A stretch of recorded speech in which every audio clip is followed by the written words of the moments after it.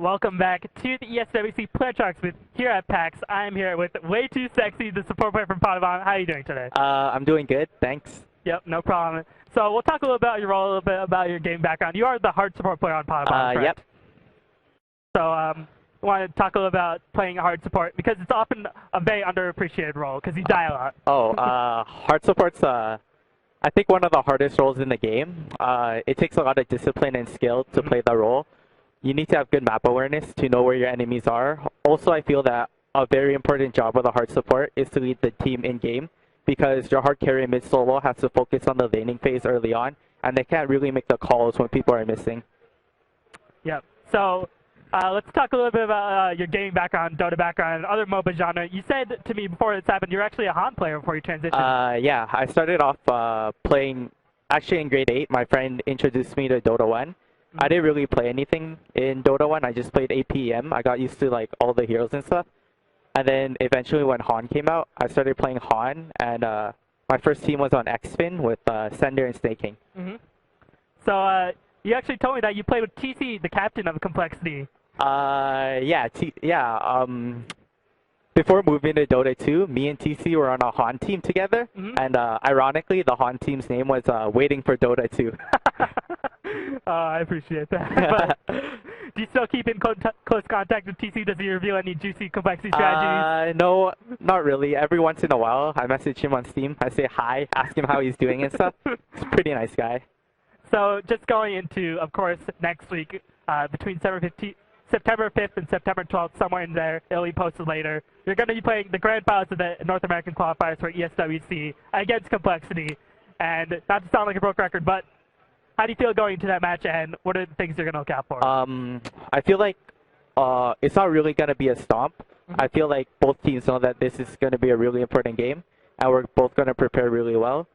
I feel like the games are going to be more dragged out because knowing Complexity, they always like to put up a fight. They never like to give up or anything. And the way that they play, it's also, I find it like very team fight heavy, so I find all games are going to be action-packed. Yeah, so just talk a little bit about the finals. If you win, you get a trip to Paris. What are the thoughts? If you get the chance to represent North America, how would you feel? That would be a really amazing experience for us because it would be our first team LAN together. And, you know, it's always great. I'm pretty sure whoever wins, we'll both represent North America really well. Of course. We'll both probably place pretty high up there. I don't think that... I think we would both be really good representatives for North America. Right. And, of course, North American Dota has only been getting stronger recently. EG, Complexity, Potm Bottom, Quantic, top North American teams looking to make a really good impact. And it's really refreshing to see, considering North American Dota has been a little bit slow, but now since Dota 2 has come out, they've been really looking. Yep. So, heading into the ESWC qualifiers, I think we talked about, or ESWC LAN. Before that, going on right now is the International 2 in Benaroya in Seattle. What are your thoughts on that so far? I think that one of the Chinese teams are going to win. It's definitely going to be probably 2 out of the 3 as our Chinese teams for the top 3.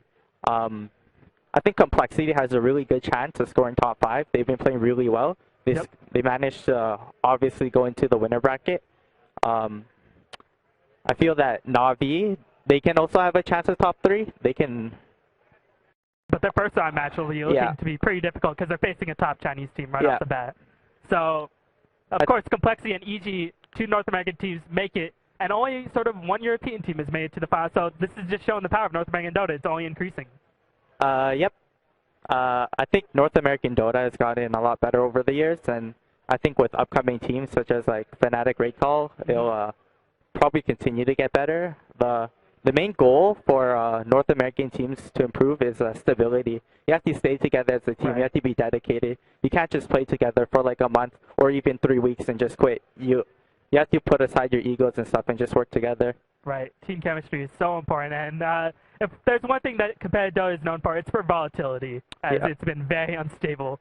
But, of course, Complexity and EG are both in the winners bracket, representing America and other countries, of course. And International 2... nothing's going to be held back, so you're going to be watching these games intently, especially featuring Complexity, just to get some insight on what they might pick in the ESWC finals. What complexity might pick? Yeah, because they're not going to hold anything back. This is the biggest tournament. Yeah, I think that they might have a secret hidden strat or two for TI2, but I'm pretty sure they've shown everything that they do in their the bracket stages during or the group stages during TI2. I think that we should just be expecting like team fight heroes like Tidehunter or Panda for Hannah Montana, and then some sort of hard carry pushing hero on the short lane like a Dragonite Syllabear or even Morphling for TC. And then for mid solo, depends. Like something I noticed about complexity is that like if we send Invoker mid, they'll usually give us Invoker even though it's like PB Fog's best hero, and they like to send TA versus Invoker mid, and TA does beat Invoker. So like just those are just some basic things that I think they will do. Right, and of course, especially with the International 2 having one of the biggest prize pools in esports, 1.6 million, especially since Dota 2 prize pools are only going to increase, especially with the added feature of having, pay to watch tournaments on Dota 2. How do you feel about Dota 2 progressing forward? Do you really feel like Dota 2 is going to be... Yeah, I really feel that Dota 2 has a bright future. I think eventually it'll catch up to League of Legends, but League of Legends is pretty big right now. But I have a feeling that we'll pass League of Legends. If Valve keeps this up with all the tickets, all the merchandise, all the couriers items, like adding in new items, Dota 2 is gonna have a really bright future, and more sponsors are gonna be interested, which is better. That means more competition, more teams. And with more competition, it's just personally, I like to win. I play for the competition. Like the prize is just a side thing for me, but my main goal is winning. Yeah, and being at the forefront of a growing Dota 2 scene, it must be really exciting to see the progress that Dota 2 has made. Yep.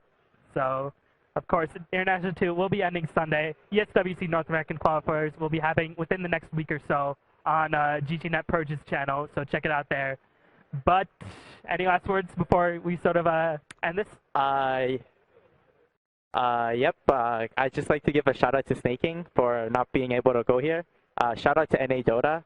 Also to all the sponsors that made this event possible, and for the people that flown us out to ESWC. All right, thank you so much. And we bring back Fogged for one last closing remark before the Dota 2 segment ends here at the Plant Tracks booth at Tax. Thank you so much for joining me today. Okay, thank you. Bye.